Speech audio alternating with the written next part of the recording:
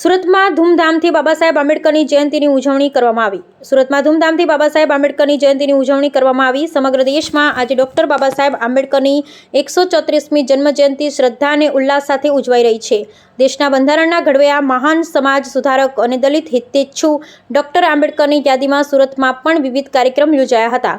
સુરત શહેરના માન દરવાજા ખાતે આવેલા ડૉક્ટર આંબેડકરના સ્મારક સ્થાને રાજ્યના ગૃહમંત્રી હર્ષ સંઘવી ઉપસ્થિત રહી તેમને વિઘ્નહર્તા કાર્યને નમન કરતું પુષ્પાંજલિ અર્પણ સમારોહ યોજ્યો હતો.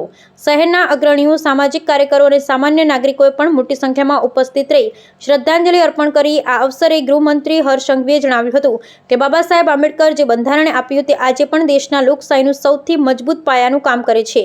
સમાજના તમામ વર્ગો વચ્ચે સમાનતા અને ન્યાય માટે તેમનું યોગદાન અમૂલ્ય છે. તેમણે તમામ નાગરિકોને આ દિવસની શુભકામના પાઠવી અને સમાજમાં શાંતિ, એકતા અને સમરસતાનો સંદેશ આપ્યો. જન્મજયંતિ નિમિત્તે શહેરના વિવિધ વિસ્તારોમાં રેલીઓ, સૂત્રોચ્ચાર, સાંસ્કૃતિક કાર્યક્રમો પણ યોજાયા. સ્થળે જય ભીમના નારાઓ ગુંજ્યા અને જબ તક સૂરજ ચાંદ રહેગા, બાબા તુમ્હારા નામ રહેગા જેવી પ્રેરણાદાયક લાઈનો લોકોના હોઠે હતા.